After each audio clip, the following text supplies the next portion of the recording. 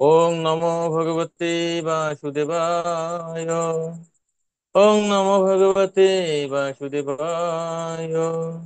ওং নমো ভগবতে বাসুদেবায়। হরে কৃষ্ণ। তো সকলকে শ্রীমদ্ ভগবদ গীতা স্টাডি কোর্স এখানে স্বাগত জানাচ্ছি। তো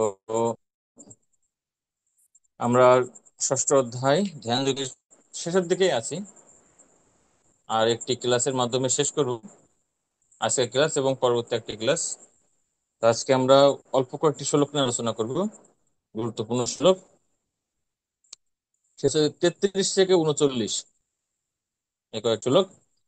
আর এই অংশের শিরোনাম হচ্ছে অষ্টাঙ্গ যোগের ক্ষেত্রে মন নিয়ন্ত্রণের গুরুত্বটা কতটুকু, সে সম্পর্কে।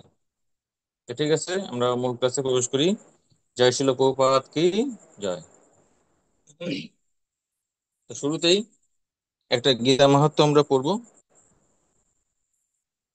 ধর্ম চ অর্থম চ কামম চ মক্ষম চ অপিচ্ছতা সদা শ্রোতব্যা পঠনীয়া চ গীতা কৃষ্ণ মুখোদ্গতা। হ্যাঁ, পড়বেন। কে পড়বেন? আচ্ছা, উৎপল চন্দ্র প্রভু পড়েন। হরে কৃষ্ণ। চতুর্বর্গ ফলাভিলাষী ব্যক্তির প্রত্যহই কৃষ্ণ মুখ বিনির্গত গীতা শ্রবণ ও পাঠ করা কর্তব্য। ক্যামেরাটা অন করতে হবে তো। ক্যামেরা অন করেন নি, যাই হোক, ঠিক আছে। তো এখানে বলছেন যে চতুর্বর্গ বলতে কি বোঝায়। আমরা যদি এখানে দেখি, তো চতুর্বর্গ শব্দের অর্থ কি, যে যার চারটি বর্গ, মানে কি বর্গ, মানে বর্গ যার চারটি সমান বাহু আছে। তো চতুর্বর্গ বর্গের মধ্যে কি কি আছে? চতুর্বর্গের ধর্ম, মধ্যে হচ্ছে অর্থ, ধর্ম। কাম, মোক্ষ। হ্যাঁ, ইয়েস। তো প্রথম যে যে ইটা রয়েছে সেটা হচ্ছে,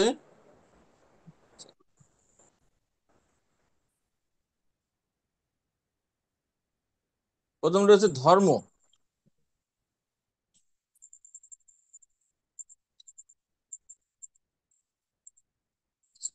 কেমন হলো এটা? ছোট হয়ে গেছে।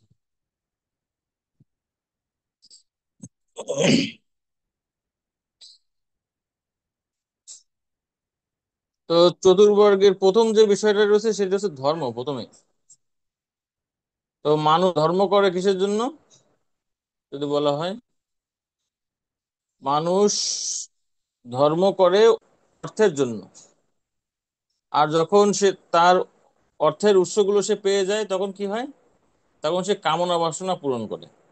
এবং কামনা বাসনা থেকে যখন সে ফ্রাস্ট্রেটেড বা হতাশগ্রস্ত হয়, তখন সে মোক্ষ বাসনা করে, যে কিভাবে এর থেকে মুক্তি লাভ করতে পারি। তো এই চতুর্বর্গের কেউ যদি ইচ্ছতা সদা সর্বদা যদি এই চারটি বিষয় যদি কামনা করে, তার বাসনা থাকে, তারও কি কর্তব্য? যে সত্যব্য পঠনীয়া চ গীতা, এই ভগবত গীতা শ্রবণ করা উচিত, পঠনীয়া পাঠ করা উচিত, গীতা কৃষ্ণ মুখোদ্গতা, আর যে গীতাটি ভগবান শ্রীকৃষ্ণ স্বয়ং তার মুখ দিয়ে বলেছেন।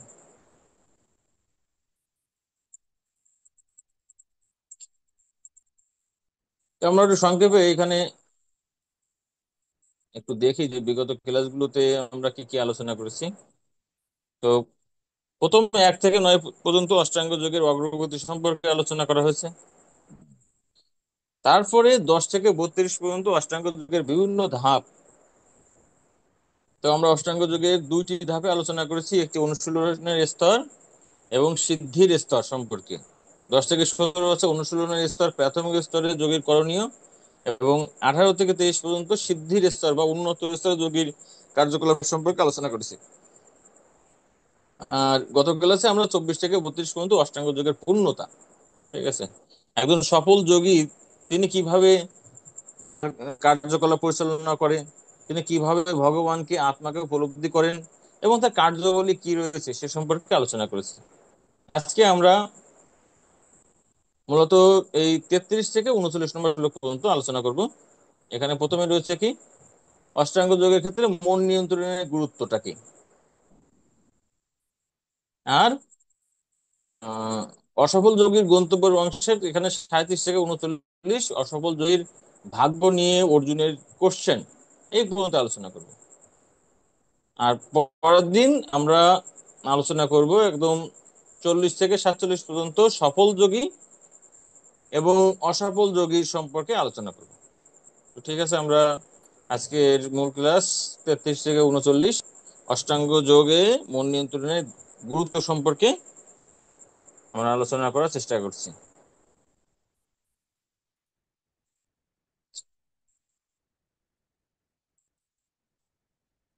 তো আমি প্রথম 33 নম্বর শ্লোক পড়ছি। হুম, পরে আপনারা অনুবাদটা পড়বেন, যাকে পড়তে বলবো সেই পড়বেন। হরে কৃষ্ণ।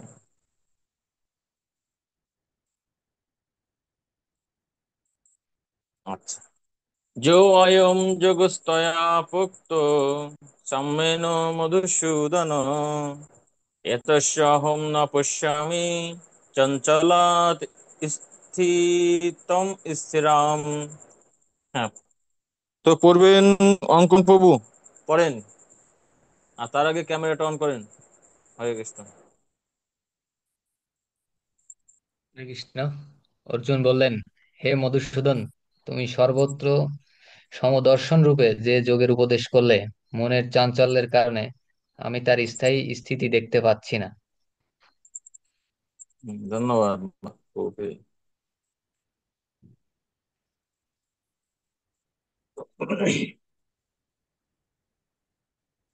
তো দেখেন, অর্জুন খুব প্র্যাকটিক্যাল একজন ব্যক্তি। ঠিক আছে, প্র্যাকটিক্যাল এই জন্য বলছি। তা আমরা যদি দেখো, যেমন গীতা ক্লাসে আপনাদেরকে যদি বলি যে প্রভু এটা কি বুঝছেন, তো আপনি যদি বুঝতে নাও পারেন তবু কি বলবেন আমাকে বলেন তো, যে হ্যাঁ প্রভু বুঝতে পারছি, তাই না? তার মানে কি, আমরা বুঝি না বুঝি, ঠিক আছে, নিজের যে অক্ষমতা আছে সেটা কিন্তু আমরা প্রকাশ করতে ভয় পাই বা প্রকাশ কিন্তু আমরা করি না। ঠিক আছে, তা দেখেন অর্জুন এখানে অষ্টাঙ্গ যোগের ক্ষেত্রে মন নিয়ন্ত্রণের যে কত গুরুত্বপূর্ণ বিষয়। ঠিক আছে, ছিল প্রভুপাদ দেখেন তাৎপর্য বলছে প্রথমে একদম যে ভগবান শ্রীকৃষ্ণ অর্জুনের কাছে শৌচ দেশে,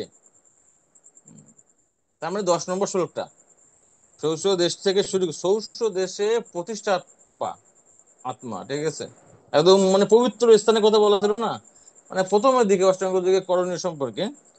আর এর আগের শ্লোকে যোগী পরম, এর আগের শ্লোকে কি রয়েছে, রয়েছে স্বযোগী পরম মত, তিনি হচ্ছে সর্বশ্রেষ্ঠ যোগী। তার মানে একদম সেই যোগের প্রাথমিক স্তরে অনুশীলনের পদ্ধতি, তারপরে যোগারূঢ় যোগী, ঠিক আছে, একদম সিদ্ধ যোগী, সব বর্ণনা করছে। এবং কিভাবে একজন সিদ্ধ যোগী তার মনটাকে নিয়ন্ত্রণ করে পরমাত্মায় সমাহিত হন, ব্রহ্মভূত স্তরে অধিষ্ঠিত হন, তাই না? এগুলো সবই শুনছে। শোনার পরে অর্জুন ভগবানকে কোশ্চেন করছে। তো এরকম যখন আমাদের সংশয় হয়, কিন্তু আমাদের অর্জুনের মতন কি করা উচিত, কোশ্চেন করা উচিত। ঠিক আছে, আপনি যত কোশ্চেন করবেন তত কি হবে, তত সেই বিষয়ে ক্লিয়ার হবে। না আমরা এই একটা বিষয় আহ যে সবকিছু জানতে হবে কেন, বা বুঝতে পারছি না তবু কোশ্চেন করবে কেন, তো বা সবকিছু তো বোঝা যায় না, এই ধরনের কনসেপ্টের কারণে আমরা কিন্তু এগুলো থেকে বিরত থাকি। কিন্তু অর্জুনকে দেখেন এখানে, অর্জুন কিন্তু ভগবানকে কি করছেন, কোশ্চেন করছেন, এবং এবং প্র্যাকটিক্যাল একজন মানুষ। তো আমরা যদি শ্লোকটা দেখি, এখানে বলছেন যো অয়ম যোগস্তয়া প্রোক্ত। হ্যাঁ, জো অয়ম মানে কি, তুমি এই যে পূর্বে যে যোগ পদ্ধতি আমাকে তুমি পোক্ত বর্ণনা করছো, সাম্যেন মধুসূদন। আর সেখানে একটা গুরুত্বপূর্ণ বিষয় রয়েছে যোগের ক্ষেত্রে, সে কি, সেটা হচ্ছে সাম্য। যেমন যুদ্ধের পূর্বেই অর্জুনকে জ্ঞান দেওয়া হচ্ছে না, তো যুদ্ধ করা হচ্ছে কাদের মাঝে, ওখানে যদি অর্জুন যদি ওই দুর্যোধন, তারপরে দুঃশাসন, শত কৌরব, কৌরব, এদেরকে যদি যুধিষ্ঠির মহারাজের মতো যদি মনে করে, তাহলে কি তার পক্ষে কি আর যুদ্ধ করা সম্ভব? না। যদি তিনি সবাইকে যদি মনে করে বন্ধু মিত্র বা নিজের মতো মনে করে, সে তাহলে কিভাবে যুদ্ধ করবে? তাই বলতেছে আমি একজন ক্ষত্রিয়, কিন্তু তুমি আমাকে বলছো সাম্যেন সমদর্শন রূপ যোগের কথা বলছো। ভালো সমদর্শন মানে কি? যে ব্রহ্মভূত স্তর, যে শীত উষ্ণ ভালো মন্দ, তারপর মান অপমান সমান দেখতে হবে, তাই না? একজন যোগীর ক্ষেত্রে অবশ্য কর্তব্য তার। তাই বলছে কি যে এতস্য ন অহম পশ্যামি, তো তুমি আমার সাম্য দৃষ্টি সবকিছুকে সমান দেখতে বলছো, কিন্তু আমি এটিকে সমান হিসেবে মানতে পারছি না বা দেখতে পাচ্ছি না। কারণ চঞ্চলত স্থিতিম স্থিরাম, কারণ আমার মনটা স্থির নয়। মনটা কি? চঞ্চল। আমরা কিন্তু অনেক জায়গায় বা বিগত কয়েকটি ক্লাসেও এরকম মনের বৈশিষ্ট্য সম্পর্কে, মন যে চঞ্চল, ঠিক আছে, সে সম্পর্কে আমি আলোচনা করেছি। ঠিক আছে। তো পরের শ্লোকে এই বিষয়ে আমরা আরো মন সম্পর্কে আরো একটু বিস্তারিতভাবে আলোচনা করার চেষ্টা করব। আমরা এখানে তাৎপর্য ছিল প্রভুপাদ আহ, কয়েকটি বিষয় খুব সুন্দরভাবে বলছেন যে এই যোগের ক্ষেত্রে কেন এটি হচ্ছে প্র্যাকটিক্যাল নয়। যেমন এখানে দেখেন যে একদম প্রথমের দিকে বলছেন, অর্জুন এখানে নিজের অক্ষমতার কথা বিবেচনা করে তা গ্রহণ করতে অস্বীকার করেছেন। তো এই কলিযুগে সাধারণ মানুষের পক্ষে গৃহত্যাগ করে পাহাড় পর্বতে বা বনে জঙ্গলে গিয়ে নির্জন স্থানে যোগ অভ্যাস করা নিতান্তই অসম্ভব হয়, নিতান্তই সম্ভব নয়। ঠিক আছে? কারণ কি? এই যুগে ত্রুটি হচ্ছে স্বল্প আয়ু বিশিষ্ট মানুষের স্বল্প আয়ু বিশিষ্ট জীবনের জন্য তিক্ত জীবন সংগ্রাম। তো এই আমরা যদি কলিযুগে যদি ধ্যান যোগে অনুসরণ করতে চাই, অনেকের হয়তো একটু ধ্যান যোগের প্রতি থাকতে পারে, ও ভক্তি যোগ এটা তো সাধারণ মানুষ করে, যারা একটু উন্নত আছে তারা ধ্যান যোগ করবে। তো এই ধরনের যদি থাকে, শিল প্রভুপাদ তাদেরকে সতর্ক করছেন। কারণ শ্রীমদ্ ভাগবতের প্রথম স্কন্ধের প্রথম অধ্যায়ের 10 নম্বর শ্লোক যদি আমরা দেখি, সেখানে বর্ণনা করা হচ্ছে কলিযুগের মানুষের বৈশিষ্ট্য সম্পর্কে। ঠিক আছে, নৈমিষারণ্যের ঋষিরা বলছেন যে আপনি যদি হে সুত গোস্বামী বিস্তৃতভাবে সমস্ত শাস্ত্র সম্পর্কে বলেন, আমরা কলিযুগের প্রারম্ভে এই গ্রন্থ রচনা করছি, আলোচনা করছি, তো এত মানুষের সময় থাকবে যে এত কিছু পড়ার? তাই সমস্ত শাস্ত্রের সার আপনি বলুন। সুত গোস্বামী বলছে কেন সার বলতে হবে? তা বলছেন প্রায়ণ অল্প আয়ুষে সভ্য কৌলস্মিন যুগে জনা মন্দা সুমন্দ মতয়া মন্দ ভাগ্য হি উপদ্রুতা। তো এই শ্লোকের অনুবাদে ছিল, আসলে তাৎপর্য ছিল, বিশ্বনাথ কবি ঠাকুর বলছেন যে প্রায়ণ অল্প আয়ুষে সভ্য। তো তিনি বলছেন হয়তো অনেক মানুষের একটু আয়ু থাকতে পারে, কত আয়ু থাকতে পারে, 100 বছর অথবা 120 বছর বাঁচে, তাই না? তো অনেক সময় আমরা তাকে কি করি, ওই সময়ে মানুষের আয়ুষ্কাল ছিল কত, 1,10,000 1,000, এখন 100। সেই তুলনায় কলিযুগে মানুষের আয়ু কম না? কিন্তু ভাগবতে বলছে একদম শেষের দিকে কলিযুগে মানুষের বৈশিষ্ট্য একটা অধ্যায় আছে, যে সেটা কিন্তু ধীরে ধীরে কি করবে, এখন 100 থাকলে এখন 70 বছর আমাদের হচ্ছে এভারেজ, আস্তে আস্তে কমতে 50, 20, 30 চলে আসবে। তারপরে কিভাবে যোগ করা সম্ভব? তা বলছে না, ঠিক আছে, আমাদের মতন যারা 100, 120 বছর বাঁচে বা আরো একটু বেশি বাঁচে, ঠিক আছে, মেনে নিচ্ছেন বিষ্ণু চক্রবর্তী ঠাকুর যে ঠিক আছে মানুষের আয়ু বেশি আছে, অল্প আয়ু না, মোটামুটি একটা ভালো আয়ু আছে 100 বছর।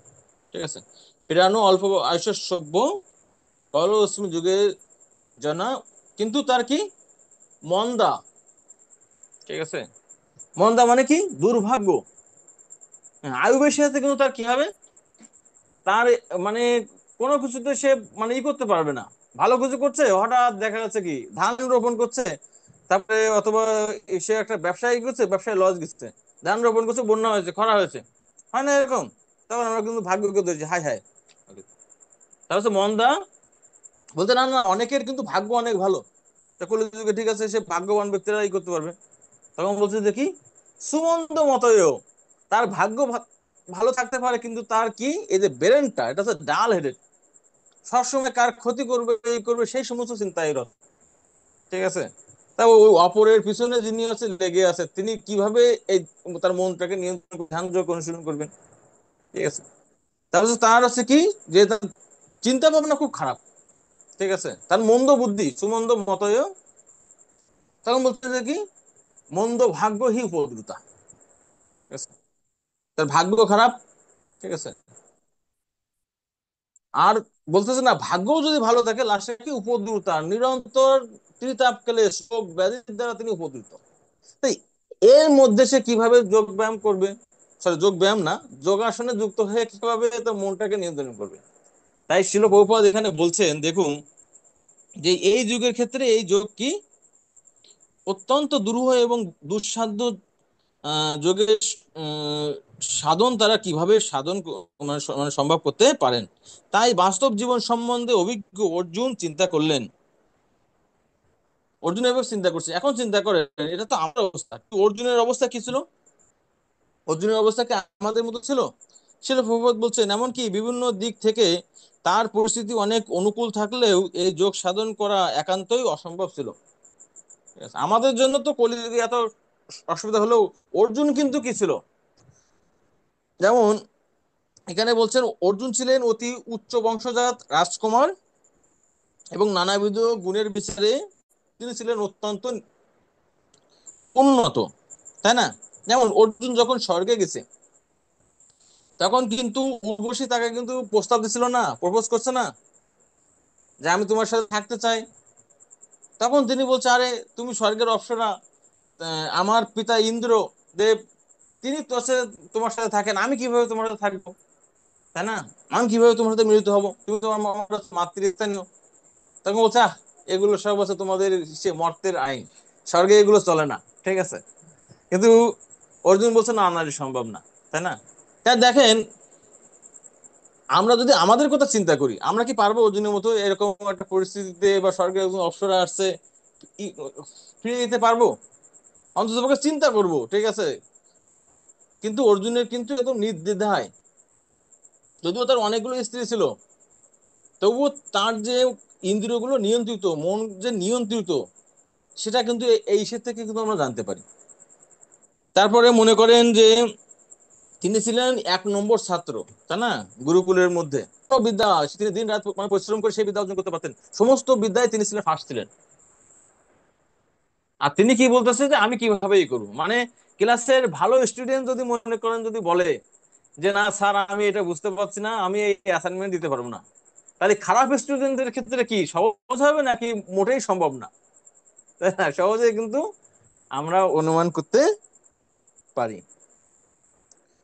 তারপরে কি এমনকি শিব ইন্দ্র তাদের সাথে যুদ্ধ করেও তিনি কিন্তু সফল হয়েছেন বা তাদেরকে সন্তুষ্ট করেছেন। এই রকম একজন ব্যক্তি যদি বলে যে না আমার পক্ষে এই যোগ সাধন করা বা মন নিয়ন্ত্রণ করা সম্ভব না, ঠিক আছে, আমি স্থির দেখতে পাচ্ছি না। কিন্তু কলিযুগের অনেকে দেখবেন কি তারা স্থির দেখতে পারে।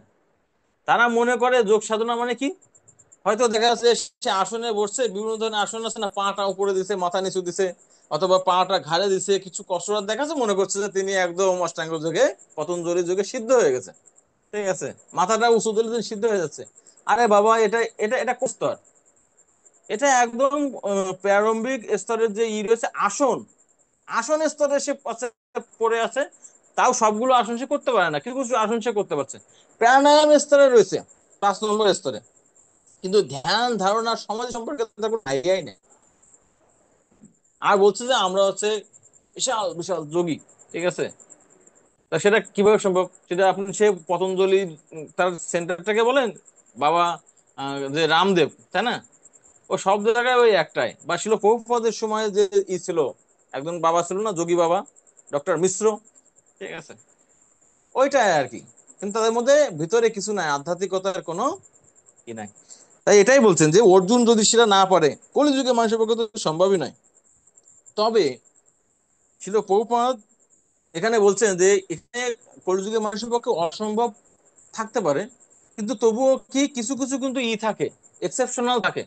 আপনি বলতে পারবেন না হিমালয়ে যারা ধ্যান করছে সব সাধুরা হচ্ছে কি মানে যোগ সাধনায় ব্যর্থ হচ্ছে, ঠিক আছে। তো তাই শিল প্রভুপাদ বলছে যে একদম দেখেন লাস্টের দিকে, কয়েকজন বিশেষ মানুষের পক্ষে তা সম্ভব হতে পারে, কিন্তু সাধারণের জন্য এটি পক্ষে এটি অসম্ভব, ঠিক আছে।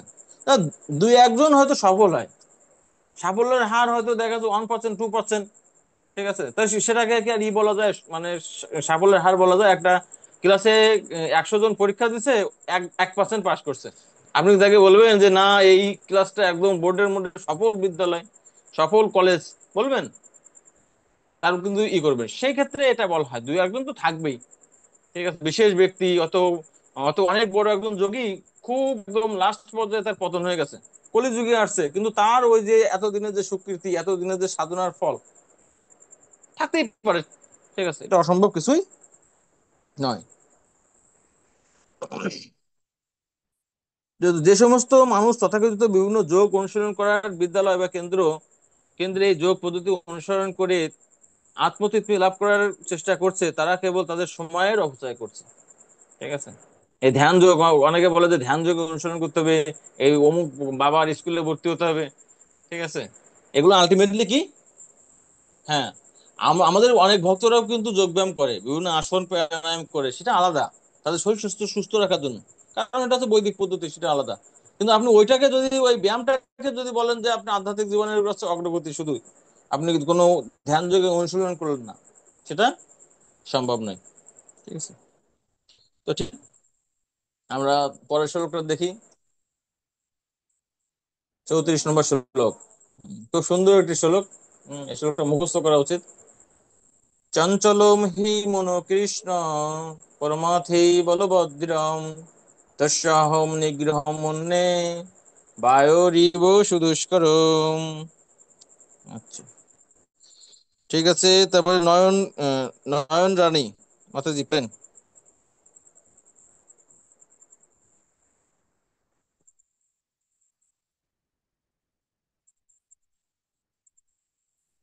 হরে কৃষ্ণ প্রণিপাত। হরে কৃষ্ণ। হে কৃষ্ণ, মন অত্যন্ত চঞ্চল, বিক্ষিপ্ত, দুর্দমনীয় এবং অত্যন্ত বলবান। তাই তাকে নিগ্রহ করা বায়ুকে বশীভূত করার মতোই সুকঠিন বলে মনে করি। হরে কৃষ্ণ, প্রণাম। হরে কৃষ্ণ, ধন্যবাদ। তো এখানে এই যে শ্লোকটা অর্জুন বলছেন যে কেন তিনি এই মনটাকে নিয়ন্ত্রণ করতে পারবেন না। ঠিক আছে, এখানে একটি উপমাও প্রদান করছেন অর্জুন। ঠিক আছে, এখানে বলছে বায়ু রিব সুদুষ্করম। আমরা দেখি এখানে দুইটা বিষয় রয়েছে, যে মন সম্পর্কে এখানে চারটি বৈশিষ্ট্য বর্ণনা করা হচ্ছে। ঠিক আছে, প্রথম প্রথম বৈশিষ্ট্য হচ্ছে চঞ্চলম। ঠিক আছে, তো আমরা আগের দিন আলোচনা করছিলাম চঞ্চল শব্দের অর্থ কি, যে শিশুর মতো। মনটা হচ্ছে শিশুর মতো, কখন যে তার যে কি মনে চায়, কি করতে চায়, তার কোনো আছে, কোনো ঠিক ঠিকানা নাই। কখনো হচ্ছে, বিশেষ করে যদি বাজারে যায়, আমি দুর্গাপুজোতে এবার বাসায় গেছিলাম অনেকদিন পরে। সরি, দুর্গাপূজা না, মানে আমাদের দিকে বলে নামযজ্ঞ, মানে অষ্টপ্রহর। ঠিক আছে, নামযজ্ঞ বা অষ্টপ্রহর আপনারা বুঝতে পারবেন, যার যে অঞ্চলে বলে। তো ওটা গ্রামে হয় আগে। তো আমি ওখানে দেখা যাচ্ছে ছোটবেলা যেতাম, তো এখন তো আর যাওয়া হয় না। তো গেলাম ওখানে, তো আমার এক ফ্রেন্ড আসছে, অনেকদিন দেখা সাক্ষাৎ নাই, বিয়ে করছে। তো আমাকে বলছি যে ঠিক আছে তাহলে তুমি আসো। তো ওর বাচ্চাকে না, দুজন যমজ বাচ্চা, তা খুব ঝামেলা করে। তো তো একটা বাচ্চাকে রেখে আসছে, আর একটা আছে একটু বড় হয়ে গেছে। তো ওরা আবার একটু মানে খেলা করতে যে হাত ভেঙে গেছে। তো ওই একটা বাচ্চাকে নিয়ে আসছে, মোটামুটি মনে হয় 4 বছর কি 5 বছর বয়স, ছোট আর কি। তো উম, মানে আমাদের বাড়িতে প্রসাদ পাওয়ার পরে বাজারে গেছে, কত একটু একটু করি, বাজারটা ঘুরে আসি। ঠিক আছে, তুমি যাও তাহলে, সমস্যা নেই, ঘুরে আসি। এসে 5 মিনিট পরে দেখি যে মোটরসাইকেল দিচ্ছে, স্টার্ট দিচ্ছে। আমি বলছি, কি ব্যাপার? তুমি না বলে যে পরে যাবে? তারপর হচ্ছে আর বলো না। তার মানে তার একটু কি বলে, আর্থিক ক্রাইসিস চলতেছে। ঠিক আছে, তার একটা চাকরি ছিল, চাকরিটা চলে গেছে এই 5 তারিখ, বাংলাদেশ স্বাধীন হওয়ার পরে। আসলে অনেকেরই কিন্তু এরকম, কিন্তু আর্থিক ভাবে অনেক চাকরি টাকরি হারিয়ে গেছে। তো ওই রকম বোঝা যায় আর কি, একদম যদি চাকরি না থাকে, একটা সংসার চালানো আসলে আহ খুব কঠিন আর কি। তো ওরকম টাকা টাকা নাই, ও গিয়ে কি করতেছে, এ খেলনা হচ্ছে, ও খেলনা হচ্ছে, কান্নাকাটি করতেছে, চলে গেল। তার মানে এটা দিয়ে আমি সেটাই মানে বোঝাতে চাচ্ছি যে দেখেন, ওই বাচ্চারা যেরকম খেলনাগুলো ধরে, ঠিক আছে, না হলে কি কান্নাকাটি করে, এ মনটা হচ্ছে তাই। ঠিক আছে, মন চাচ্ছে এখন, মনে করেন যে আপনার হচ্ছে করতে, ফেসবুক চালাতে, পড়াশোনা করতে ইচ্ছা হচ্ছে না। আপনি পড়াশোনা করবেন, দেখবেন আপনার কান্না আসবে বা ভালো লাগতেছে না, ফেসবুক চালাবেন, আনন্দ পাবেন। আর ফেসবুক কিছুক্ষণ চালানোর পরে ওখান থেকে দেখবেন কোনো আনন্দ নেই, তখন মনে হয় একটু ইসে যায়, ইউটিউবে যায়, ইউটিউবে যাবেন। তো এইভাবে কিন্তু আপনি কিন্তু একটা প্ল্যাটফর্ম আর একটা প্ল্যাটফর্মের বাজার মতো চেয়ে করতেই থাকবেন। প্রকৃতপক্ষে কোনোটাই আমাদেরকে শান্তি প্রদান করতে পারবে, পারবে না। তো মনের 2 নম্বর বৈশিষ্ট্য সেটা হচ্ছে প্রমাথি। তো এমন না যে কারোর মন চঞ্চল, কারোর মন হচ্ছে প্রমাথি, কারোর মন বলবৎ, কারোর মন দৃঢ়, এরকম না। এই 4টি বৈশিষ্ট্য প্রত্যেকটি ব্যক্তির ক্ষেত্রে প্রযোজ্য। তাই এখানে বলছে চঞ্চল। প্রমাথি মানে কি? প্রমাথি মানে হচ্ছে পাগল, ঠিক আছে, মাথা খারাপ। কিন্তু এরকম লোক থাকে না যে আহ, হয়তো জন্মগত ভাবে তার কিছু ই আছে, ত্রুটি আছে, বুদ্ধি নাই, বুদ্ধি প্রতিবন্ধী। দেখবেন গ্রামে কি করে, তাদেরকে বেঁধে রাখে, ঠিক আছে। কারণ তাকে কেন বেঁধে রাখে? কারণ তিনি যদি ছাড়া পান, কোনো হয়তো অঘটন অকারেন্স কিন্তু কি করতে পারেন, ঘটাতে পারেন, ঠিক আছে। তাই যে প্রমাথি পাগলা বলে না, পাগল মন, মন আমার, মন কেন এত কথা বলে। তো যে শিল্পী এটা রচনা করেছেন সে কিন্তু যথার্থই রচনা করছে, প্রমাথি, ঠিক আছে। তারপর হচ্ছে বলবৎ। তার মানে মন হচ্ছে শিশুর মতো, মন হচ্ছে মানে সেই শিশুটা হচ্ছে পাগলা, ঠিক আছে, তার মাথায় কিছুই নাই, ঠিক আছে। কিন্তু দেখবেন অনেক সময় পাগলে কি হয়, অনেক দেখবেন যারা একটু মানে বুদ্ধি প্রতিবন্ধী বা এই ধরনের রয়েছে, একটু স্বাস্থ্য শরীর ভালো হয় এবং অনেক বল থাকে, ঠিক আছে, তাদেরকে কেন শিকল দিয়ে বেঁধে রাখে? কারণ অন্যান্য বাচ্চারা বা অন্যান্য ব্যক্তিদেরকে সে হয়তো মারামারি করতেছে, তাদের হয়তো খুব মানে বাজেভাবে আহত করতেছে, এত শক্তি তার। আমি একজনকে দেখছি এরকম, ছোট একজন, মানে আমি তখন বাসায় ছিলাম, হয়তো 10-12 বছর বয়স হবে। বড় বড় 4-5 জন ব্যক্তি তাকে কি করতে পারতেছে না, ধরে রাখতে পারতেছে না। তার মানে কি, মনটা চঞ্চল, তার কোনো বিচারবোধ নেই, সে পাগল, আবার সে অত্যন্ত শক্তিশালী, ঠিক আছে। যেমন আমরা যদি দেখি অজামিল কি করছে, অজামিলের কাহিনী তো অনেক শুনছি। অজামিল ছিলেন একজন কিন্তু ভগবানের ভক্ত, একজন ব্রাহ্মণ ছিল, সৎ ব্রাহ্মণ ছিলেন, এবং প্রতিদিন তিনি ভগবান বিষ্ণুর আরাধনা করতেন। তার বাবা বলছে, যাও বিষ্ণু পূজার জন্য তুমি একটু ভগবানের ফুল তুলে নিয়ে আসো। এবং তিনি কিন্তু মানে বেদ শাস্ত্র কমপ্লিট করছে, চতুর্বেদী, ঠিক আছে, একজন বৈদান্তিক। তার মানে তার শাস্ত্র জ্ঞান, শাস্ত্রের শ্লোক, এগুলো কোনো অভাব ছিল না। ওই সময় তো মানুষ তো বেদ মুখস্থ রাখতো মাথায়, শাস্ত্র জ্ঞানের অভাব ছিল, ছিল না। যখন তিনি দেখছেন একটি বেশ্যা এবং একটি শূদ্র তারা আলিঙ্গন করছে, তার মনটা কি হয়েছে, বিচলিত হয়ে গেছে। সাথে সাথে তিনি শাস্ত্র থেকে বিভিন্ন কোটেশন, শাস্ত্র থেকে বিচার করছেন যে না, তিনি যে চিন্তাগুলো করছেন সেটি পাপময় চিন্তা, কিন্তু তিনি কি তার নিজেকে ধরে রাখতে পারছেন? পরে গিয়ে বাসায় গিয়ে তিনি পরবর্তীতে সেই বেশ্যাকে বিবাহ করলেন, তার ধর্মপত্নীকে ত্যাগ করলেন, পিতামাতাকে তাড়িয়ে দিলেন, ঠিক আছে। তাহলে কোন জিনিসটা, এমনকি আমরাও চিন্তা করি, না না না, এই এই কাজটা তো খুবই ক্ষতিকর, এটা খুবই খারাপ, ঠিক আছে। তবুও দেখবেন মন আমাদেরকে কি করে, একদম ফোর্স করে আমাদেরকে বাধ্য করে, ঠিক আছে।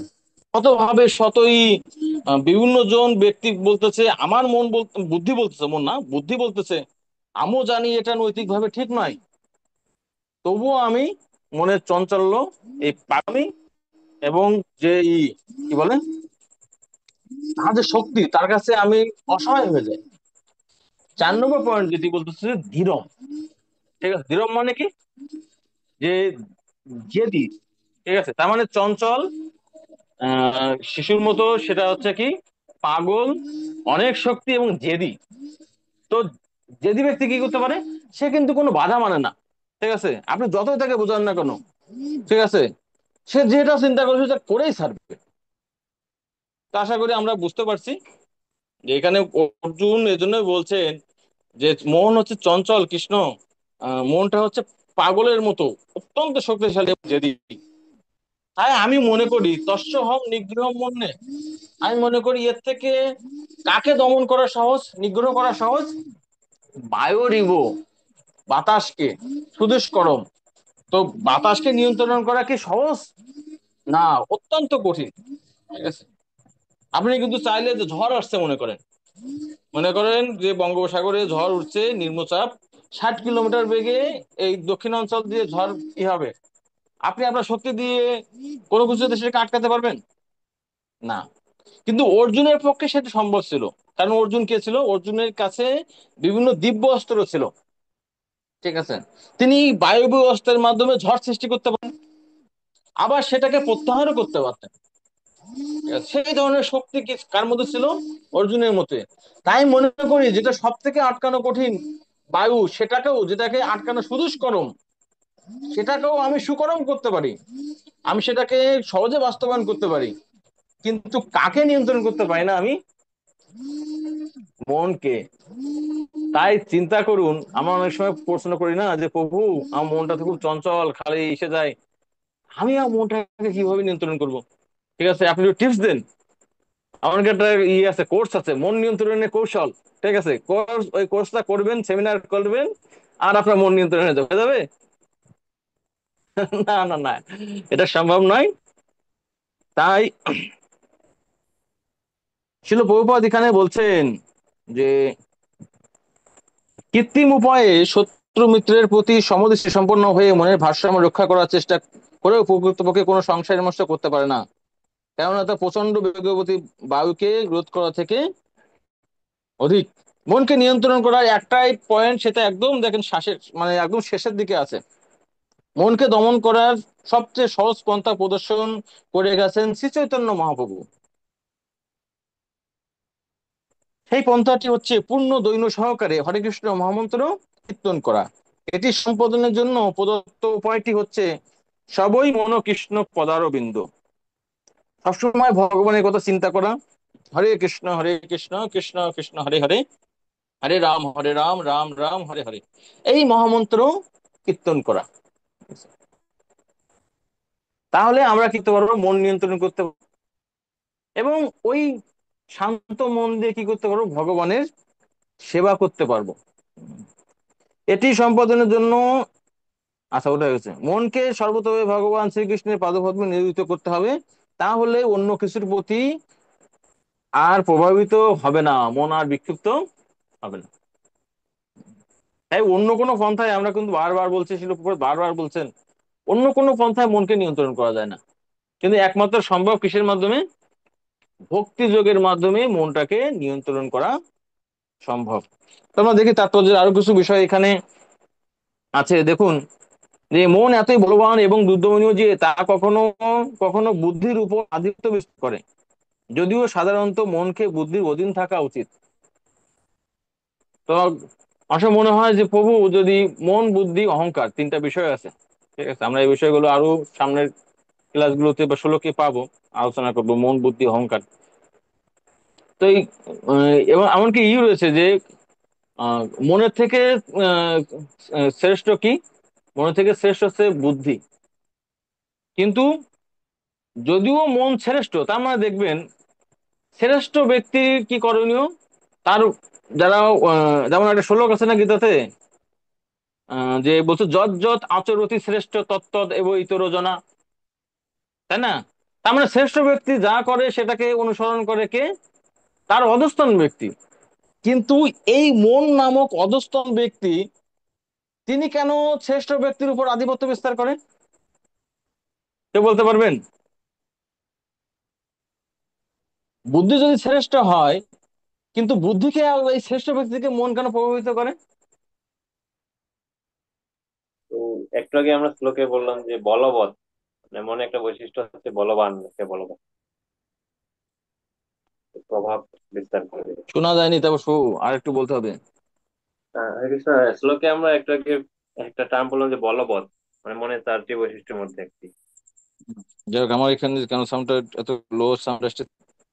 তোমার ডিভাইসে মানে একটু সমস্যা আছে। তো আচ্ছা আমি বলি। ঠিক আছে, ধন্যবাদ তাও সুযোগ বলার জন্য। হয়তো অন্যরা বুঝতে পারে, আমার এখানে যেহেতু স্পিকার নাই, ঠিক আছে, এই জন্য সাউন্ড আসছে না মোবাইল থেকে। ঠিক আছে। তো আমরা একটা সাধারণ দৃষ্টান্তের মাধ্যমে এটা আমরা উপলব্ধি করতে পারবো। আমি এটা আরো অনেকবার সেটা ব্যাখ্যা করছি, আপনারা তো অনেকে এর আগেও শুনতে পারেন। যে বুদ্ধি হচ্ছে কার মতো? বুদ্ধি হচ্ছে স্বামীর মতো। বুদ্ধি হচ্ছে স্বামী। দুইটা উদাহরণ বোঝায়। একটা পরিবার দিয়ে আমরা একটা উদাহরণ দিই। তো বুদ্ধি হচ্ছে কে? বুদ্ধি হচ্ছে হাজবেন্ড, মন হচ্ছে স্ত্রী, আর ইন্দ্রিয়গুলো হচ্ছে কি? স্বামী স্ত্রী যে সমস্ত থাকে, কিডস থাকে, ছেলে মেয়ে, তারা ইন্দ্রিয়গুলো। মনে করে পাঁচটা ইন্দ্রিয়, পাঁচটা ছেলে মেয়ে, বোঝা গেল? তো স্বামীর অধীনে কে থাকে? স্বামীর অধীনে কিন্তু তার স্ত্রী থাকে। তার মানে এটা স্বাভাবিক, কিন্তু আমাদের বৈদিক শাস্ত্রে আছে কি, এমনকি অন্যান্য ধরো স্বামীর পায়ের নিচে স্ত্রীর ভেস্ট, এরকম আছে না? বা হচ্ছে সরি, মায়ের পায়ের নিচে সন্তানের ভেস্ট, এরকম থাকে। এমনকি স্বামীকে এখানে আমাদের প্রভু বা তার গুরু রূপেও বর্ণনা করা হয়, তাই না? তো শিষ্য কি কখনো গুরুর উপরে যায়? যায় না। তো যে দিক থেকে যান বা সামাজিকতার দিক থেকে গেলে আপনারা বুঝতে পারবেন। তো অনেক সময় দেখবেন যে অনেক স্বামী থাকে, তারা যদি স্ত্রীর প্রতি একটু নমনীয় হয়, স্ত্রীর প্রতি যদি একটু আসক্ত বেশি থাকে, তারপরে স্ত্রীর প্রতি যদি থাকে, অনুরাগী থাকে, হম, এটা আছে এই সংস্কৃত ভাষায় বলে ঐস্তন্য, ঠিক আছে? তার মানে স্ত্রী দ্বারা নিয়ন্ত্রিত। তখন কিন্তু ওই স্বামী কি করে? ওই স্বামী কিন্তু স্ত্রী দ্বারা নিয়ন্ত্রিত হয়। কিন্তু তিনি যদি যতটুকু জ্ঞানবান হয়, শাস্ত্র সম্পর্কে বা বাস্তবতা সম্পর্কে যদি জ্ঞান থাকে, তাহলে কিন্তু ওই ধরনের স্বাধীনতা কিন্তু দিবেন না। তিনি তার স্ত্রীকে নিয়ন্ত্রণ করবেন, ঠিক আছে? ঠিক তেমনি এই বুদ্ধি যদি মনের কথা শোনা, মানে কি, যে তার অধীনস্থ একটা বস্তুকে তিনি অনেক সময় স্বীকার করে নেন, ঠিক আছে? তার ফলে কি হয়? যে পরিবারে স্ত্রী বলবান, স্ত্রীর কথায় স্বামী চলছে, তখন কি হয়? সব জায়গায় না, কিছু কিছু অধিকাংশ জায়গায় যেটা হয়, কারণ স্বামীর নিয়ন্ত্রণ নাই, এই বাচ্চাগুলো আরো বেশি হয়ে যায়, উচ্ছৃঙ্খল হয়ে যায়। তার মানে তখন মন মন হচ্ছে সমস্ত ইন্দ্রিয়ের রাজা। তার মানে দেখুন, যদি মা ভালো থাকে, সন্তান ভালো থাকে না। মন যদি খারাপ হয়, মন যদি বুদ্ধি অনুসারে চলে, তাহলে কিন্তু তার সন্তানগুলো, এই যে বিভিন্ন ইন্দ্রিয় গুলো কিন্তু নিয়ন্ত্রণ থাকে। কিন্তু যখন দেখবেন মা খারাপ হয়ে গেছে, বা সরি, মা ভালো আছে, ঠিক আছে, তিনি তার পতির অনুগত আছে, পতির কাছ থেকে বুদ্ধি পরামর্শ নেন, তার সন্তানগুলো তখন আমাদের ইন্দ্রিয়গুলো কি করবে? ইন্দ্রিয়গুলো আমাদের বিচলিত করবে? চোখ কোনো খারাপ জিনিস দেখতে চাইবে? মন কিছু বাজে চিন্তা করবে? করবে না। তো আমরা সহজ একটি দৃষ্টান্তের মাধ্যমে এটাকে আমরা আলোচনা করার চেষ্টা করলাম, ঠিক আছে? আচ্ছা, তারপর এখানে আর একটি শ্লোকে বলছে কঠোপনিষদে, এখানে মন বুদ্ধি, তারপরে আত্মা, ইন্দ্রিয়গুলো সম্পর্কে সুন্দর একটা প্রদান করা হচ্ছে। আপনারা এটা পড়বেন যে আত্মা হচ্ছে কিসের সাথে তুলনা করা হচ্ছে? আত্মা হচ্ছে রথের যিনি যাত্রী, রথী, তার সাথে তুলনা করা হচ্ছে। আর শরীর হচ্ছে রথের মতো, বুদ্ধি হচ্ছে সারথি, মানে ড্রাইভার, ঠিক আছে? আর মন হচ্ছে কি? মন হচ্ছে বলগা, ঠিক আছে? ইন্দ্রিয়গুলো হচ্ছে ঘোড়া, আর ইন্দ্রিয়ের বিষয় হচ্ছে ঘোড়ার ঘাস, ঠিক আছে? এখানে বলছে আত্ম ইন্দ্রিয় মনোযুক্তম ভক্তে ত্যাগুর মনীষিণ। আচ্ছা, এভাবে মন ও ইন্দ্রিয় সহচর্যে আত্মা সুখ দুঃখ অনুভব করে, ঠিক আছে? ওকে, তো ঠিক আছে, আমরা পরের শ্লোকে যাই।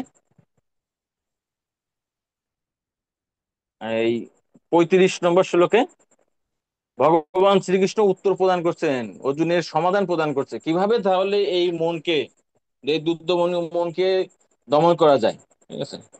অনেক অনেক প্র্যাকটিক্যাল ভগবান, প্র্যাকটিক্যাল, সরি, অর্জুন যেমন প্র্যাকটিক্যাল না, ভগবান তার থেকে বেশি প্র্যাকটিক্যাল। অনেক সময় আমরা এই করি যে না, আসলে সমস্যা, যে কোশ্চেন করছে অনেক সমস্যা, কিন্তু আমরা সেটাকে স্বীকার করতে করি না, না না, এ আর এমন কি, ঠিক আছে, তুমি চেষ্টা করো, হয়তো সম্ভব, ঠিক আছে? অনেক সময় দেখা যাচ্ছে যিনি রয়েছে, কাউন্সিলর আছে, কাউন্সিলর কাছে গিয়ে বলে যে প্রভু এই সমস্যা, ঠিক আছে? ও করে দেয়, উড়াই দেয়, আরে জড় জগতে আছে, এগুলো কোনো সমস্যা নাকি, তুমি হচ্ছে চিন্ময় আত্মা, তুমি কেন ওই পরীক্ষার বিষয় নিয়ে চিন্তা করছো? চাকরি কৃষ্ণ যা দেবে দিবে, চাকরির জন্য তুমি কেন চিন্তা করছো? তুমি না খেয়ে আসো, তুমি কি তোমার দেহ নাকি? না খেয়ে আসো তোমার শরীর, তুমি তো আত্মা। গুরুত্বই দেয় না কিন্তু। তো এরকম কিন্তু হয়, কিন্তু কিন্তু এগুলোকে জড় দিয়ে তখন আমরা থাকবো, তখন প্রত্যেকটা বিষয়ে কিন্তু গুরুত্ব দিতে হবে, বাস্তবতা বুঝতে হবে। তো আমরা শ্লোকটা পড়ি, তাহলে আমরা বুঝতে পারবো যে ভগবান শ্রীকৃষ্ণ এই বিষয়ে কি বলে। আমরা তো উপলব্ধি করতে পারলাম যে মনের এই অবস্থা, কারণ আমরা আমাদের জানি যে প্রত্যেকটা বিষয় আমাদের সাথে মিলে যাবে। অর্জুন যেটা, যে বিষয়গুলো বলছে সেগুলোকে, এখানে কোনো ফেলনা বিষয় নয়। শ্রী ভগবান উবাচ অসংশয় মহাবাহো মনো দুর্নিগ্রহম চলম অভ্যাসেনে তু পন্থেয় বৈরাগ্যেন চ গিজ্যতে। আচ্ছা, তাহলে এটা পড়বে নিহার রঞ্জন প্রভু। করেন, ক্যামেরাটা একটু অন করেন, কৃপা করে একটু দেখি, সবাই দেখুক আপনাকে। হরে কৃষ্ণ। হরে পরমেশ্বর কৃষ্ণ। ভগবান বলুন প্রভু। বললেন, হে মহাবাহ, মন যে দুর্দমনীয় ও চঞ্চল তাতে কোনো সন্দেহ নেই, কিন্তু অন্তেও ক্রমশ অভ্যাস ও বৈরাগ্যের দ্বারা মনকে বশীভূত করা যায়। হরে কৃষ্ণ। ওকে, ধন্যবাদ। ঠিক আছে। আচ্ছা, উম, তারপর সবু মাইকটা আনমিউট করুন। হ্যাঁ, হরে কৃষ্ণ প্রভু, শোনা যাচ্ছে স্যার? শোনা, না আমি যখন দিলাম আমার যে হেডফোন আছে, হেডফোনটা করলাম, আমার কথা কি শোনা যায় হ্যাঁ, ক্লিয়ার আপনারটা আগের মতো? clearly শোনা যাচ্ছে, কিন্তু আমাদের গুলো হয়তো আপনি শুনতে পাচ্ছেন না। না না না, আহ, ওইটা মানে দেওয়া ছিল তো ফোনে, আমি তো কোনো হেডফোন ব্যবহার করছিলাম না বা স্পিকার ব্যবহার করছিলাম না, ওই জন্য আমি শুনতে পাচ্ছিলাম না। তো আমি এখন হেডফোন ব্যবহার করছি, ঠিক আছে, যেটা হচ্ছে ইয়ারবাড। তো এখন কি আমার কথা শোনা যায় ক্লিয়ারলি? হ্যাঁ প্রভু, মোটামুটি শোনা যাচ্ছে ভালোই। আচ্ছা, ওকে, ঠিক আছে। তো অনেক সময় দেখা যাচ্ছে ইয়ারফোন দিয়ে করলে সাউন্ডের সমস্যা হয়। তাহলে আমি আমি শুনতে পারবো, আর সমস্যা হবে না। এয়ারবাডটা যদি কানে থাকে আপনাদের সমস্ত কথা আমি শুনতে পারবো, ঠিক আছে। তো ভগবান শ্রীকৃষ্ণ এখানে কি বলছেন? অসাংশয়। অসাংশয় মানে কি? যে হ্যাঁ, তুমি যে কথাটা বলছো, ঠিক আছে, সেটি একদম 100% রাইট। প্রথমে ভগবান শ্রীকৃষ্ণ কি করছে? স্বীকার করে নিচ্ছেন যে হ্যাঁ, মনটার এই স্বভাব এবং মনটাকে দমন করা অত্যন্ত কঠিন। ঠিক আছে? তো অসংশয় মহাবাহ, কিন্তু হে অর্জুন, আমি মনে করি তুমি এটাকে দমন করতে পারবে, কারণ তোমার নাম কি? মহাবাহু, মানে যার বাহু অত্যন্ত শক্তিশালী, বাহুবলী। ঠিক আছে? তো তার পক্ষে কিন্তু মনটাকে নিয়ন্ত্রণ করা যথেষ্ট শক্তি আছে, মানে অর্জুনের প্রতি ভগবানের কনফিডেন্স আছে। তো অসংশয় মহাবাহু মনো দুর্নিগ্রহণ চলম। ঠিক আছে, মনটা আহ দুর্দমনীয়। দুর্নিগ্রহণ মানে কি? অত্যন্ত দুর্দমনীয়, দমন করা অত্যন্ত কঠিন। যে চারটি বৈশিষ্ট্য আমরা আগে আলোচনা করছি ওর জন্য। এবং চঞ্চল, তাতে কোনো সন্দেহ নেই, অসংশয়। ঠিক আছে, কিন্তু মনটাকে দুইটি উপায়ে নিয়ন্ত্রণ করা সম্ভব। সেই দুইটি উপায় কি? যে অভ্যাসের তু কোনতেও, অভ্যাসের মাধ্যমে। আর হচ্ছে বৈরাগ্যের হচ্ছে গিজ্জতে, আর বৈরাগ্য। তাহলে যদি আমি এখন প্রশ্ন করি, মন নিয়ন্ত্রণ করার জন্য ভগবান শ্রীকৃষ্ণ কোন দুইটি পন্থা আমাদেরকে উপদেশ করছে, কিসের মাধ্যমে আমরা মনটাকে নিয়ন্ত্রণ করতে পারি? উত্তর হবে কি? একটি হচ্ছে অভ্যাস, আর একটি হচ্ছে বৈরাগ্য।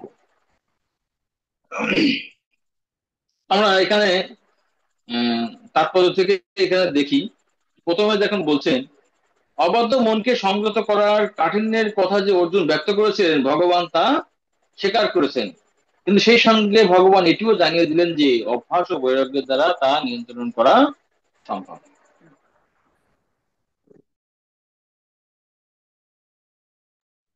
তো এখানে ছিল প্রভুপাদ তাৎপর্যের যে পরের অংশগুলোতে এখানে বর্ণনা করছেন যে বর্তমান যুগে যে এভাবে আসলে অষ্টাঙ্গ যোগ অনুসরণ করা অত্যন্ত কঠিন।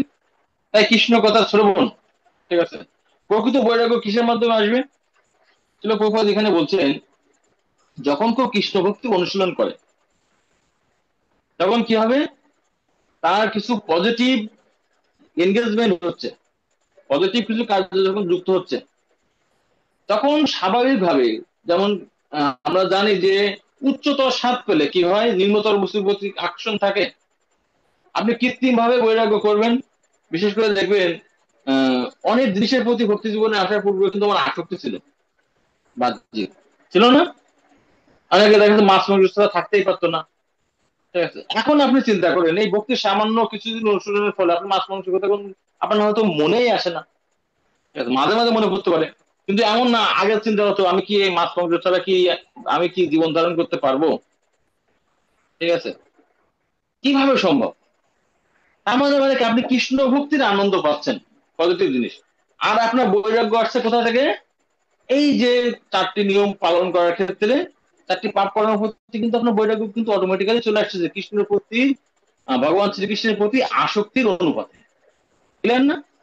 ঠিক আছে, কিন্তু আপনি যদি অষ্টাঙ্গ যোগের মাধ্যমে করতেন, বা জ্ঞান যোগের মাধ্যমে যদি এটা দমন করার চেষ্টা করছেন, এটা কিন্তু অত্যন্ত কঠিন। বড় বড় মুনি ঋষিরাও কিন্তু পারেনি। তাই এখানে হচ্ছে বৈরাগ্য। আর একটি হচ্ছে অভ্যাস। তো অভ্যাসটাও কি?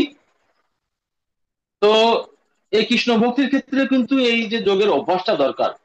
ঠিক আছে? প্রতিদিন সকালে ঘুম থেকে ওঠা, 16 মালা জপ জপ করা। তাই মানে আমরা প্রত্যেকটা জিনিস দেখবেন যাই করি না কেন, জব করি একদম 16 মালা গুনে প্রতিদিন করি, এমন না যে একদিন করছে আর একদিন করি না, এরকম তো না। যেমন একজন হয়তো দেখবেন যে বিভিন্ন যে আছে, যিনি আছে হয়তো দৌড়ান, ঠিক আছে, সে কিন্তু প্রতিদিন সকালে দৌড়াবে, অভ্যাস, তারপর সে ভালো কিছু করে। তাই আমরাও যখন প্রতিদিন প্রতিনিয়ত এভাবে এই ভগবানের ভক্তি করব, অটোমেটিক্যালি আমরা এই বিষয়ে উন্নতি সাধন করতে পারবো। ঠিক আছে? তো ঠিক আছে, পরের শ্লোকটা আমরা দেখি, 36 নম্বর শ্লোক। এখন ভগবান সিদ্ধান্ত দিচ্ছে 36 নম্বর শ্লোকে, যোগের ক্ষেত্রে মন নিয়ন্ত্রণ আবশ্যক। ঠিক আছে, সিদ্ধান্তটা কি? যোগের ক্ষেত্রে মানে মন নিয়ন্ত্রণ ছাড়া যোগ অনুশীলন করা বা অনুশীলন করে কোনো লাভ নাই যদি কারো অনিয়ন্ত্রিত মন হয়। করি আমরা এটা। অসংযতাত্মা যোগ দুষ্প্রাপ্য ইতি মে মতি, বর্ষাত্মানা তু যততা শক্তি অবাপ্তুম উপায়ত। করেন।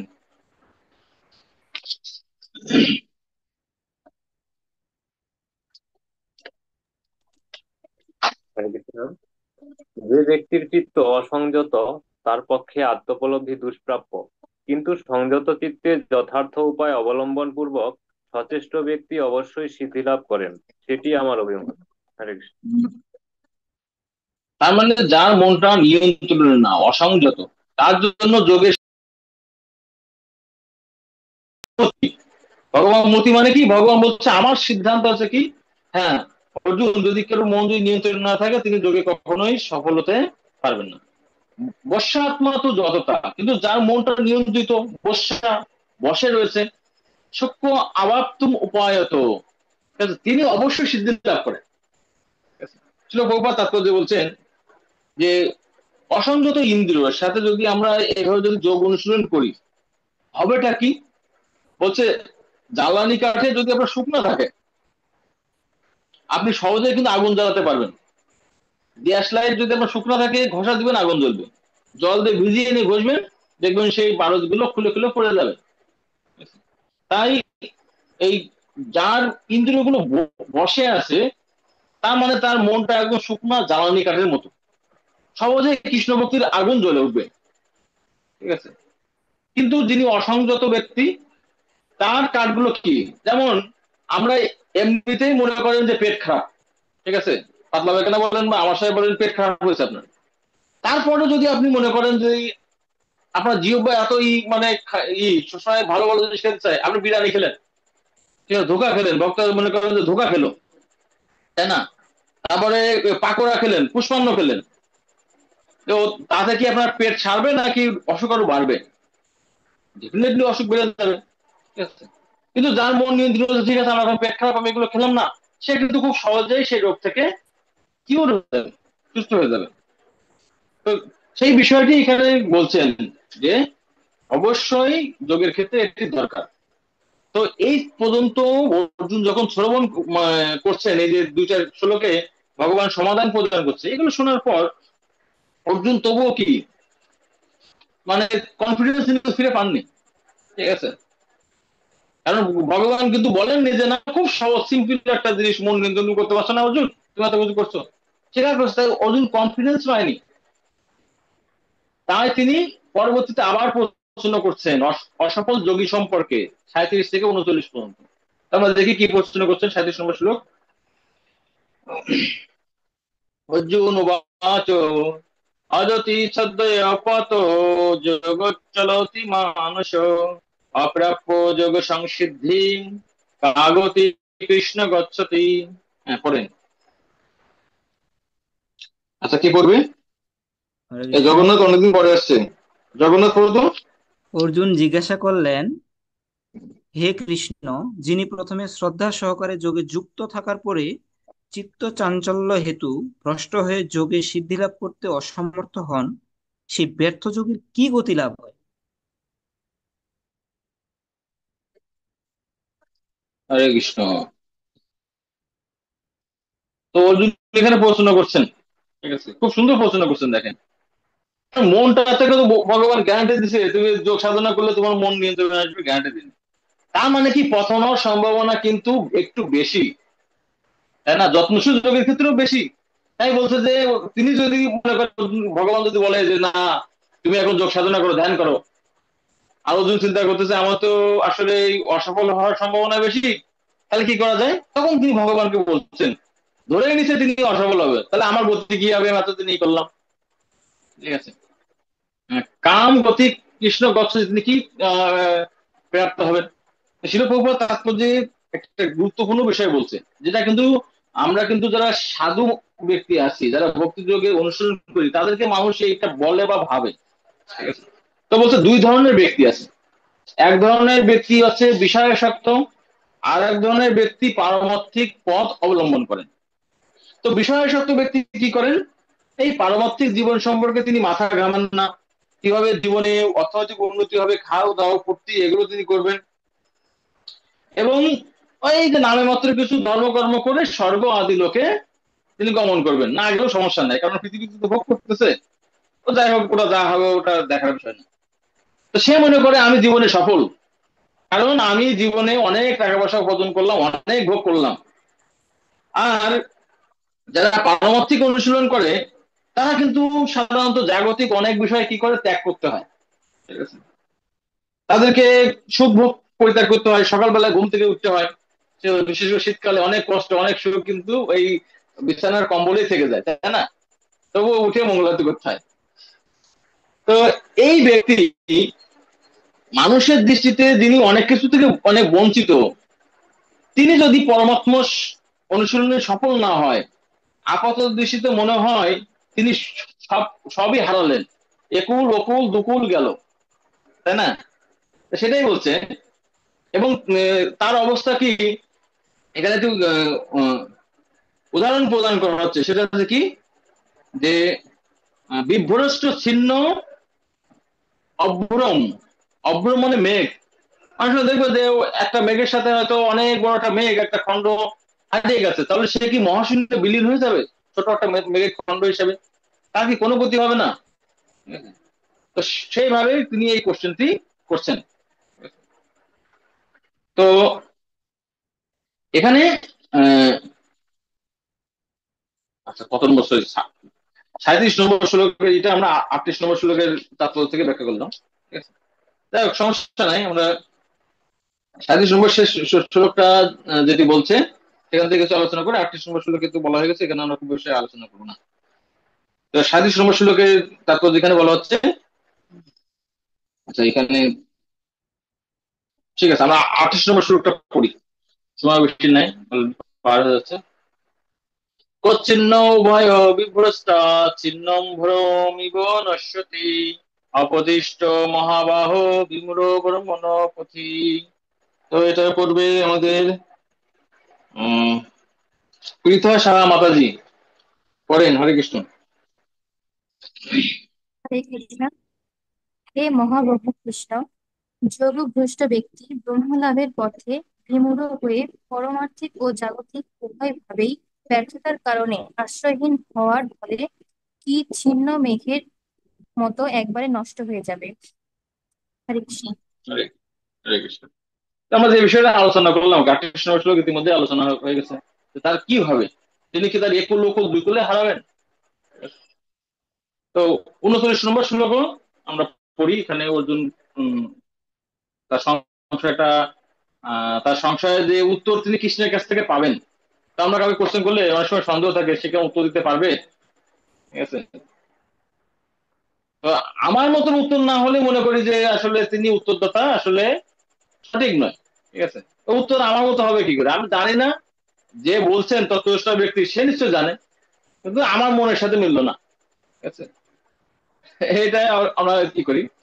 তো 39 নম্বর শ্লোক দেখি, এতৎ মে সংশয়ং কৃষ্ণ চেত্তুম অরসি অশেষতঃ, তদন্য সংশয়স্য চেত্তা নাহি উপপদ্যতে। তো এটা পড়বেন ঐশী সরকার মাতাজি, পড়ুন। হরে কৃষ্ণ। হে কৃষ্ণ, তুমি কেবল আমার এই সংশয় দূর করতে সমর্থ, কারণ তুমি ছাড়া আর কেউই এই সংশয় দূর করতে পারবে না। হরি বল। হরে কৃষ্ণ। তো এখানে বলছে যে অর্জুন কেন এত কনফিডেন্সের সাথে ভগবানকে বলছে, শিল প্রভুপাদ তাৎপর্য বলছেন সুন্দর, যে এই জগতে অতীত, বর্তমানে এবং ভবিষ্যৎ সম্পর্কে একজন ব্যক্তি পূর্ণরূপে আছে, অবগত আছেন। তিনি কে? তিনি হচ্ছেন পরমেশ্বর ভগবান শ্রীকৃষ্ণ। তাই বলছেন যে আমার এই কোশ্চেন একজন অসফল যোগী ভবিষ্যতে কি হবে, তুমি যেহেতু সর্বশ্রেষ্ঠ ভবিষ্যৎ দ্রষ্টা, তাই কি তুমি এই সংশয় দূরীভূত করতে পারবে। এটা তো অর্জুনের হচ্ছে কনফিডেন্স ভগবানের প্রতি। তো শিল প্রভুপাদ আহ তারপর যেমন শেষ লাইনে বলছেন যে ভগবান শ্রীকৃষ্ণ এবং কৃষ্ণ ভাবনাময় ভক্তেরাই যথার্থ তত্ত্বজ্ঞ। ঠিক আছে, মানে আমাদের যে কোনো বিষয়ের সমাধান কে দিতে পারবে? একমাত্র কৃষ্ণ দিতে পারবে, এবং ভক্তরা, ভগবানের শুদ্ধ ভক্তরা তারাই দিতে পারবে। ঠিক আছে, হয়তো আমার আমার মনের মতন সমাধান হবে না, কিন্তু তিনি যে সমাধানটা দিবেন সেটাই হচ্ছে যথার্থ। হরে কৃষ্ণ হরে কৃষ্ণ, কৃষ্ণ কৃষ্ণ হরে হরে, হরে রাম রাম রাম হরে হরে। আগামী ক্লাসে আপনারা পড়ে আসবেন 40 থেকে 47 অল্প কিছু শ্লোক, কৃপা করে পড়ে আসবেন। সফল ও ব্যর্থ যোগী, মানে সুন্দর একটা সেকশন। ঠিক আছে, জয় শ্লোক কি, গৌর ভক্ত মন্ডলী কি, নিতাই গৌর প্রেমানন্দে, হরি হরি বল।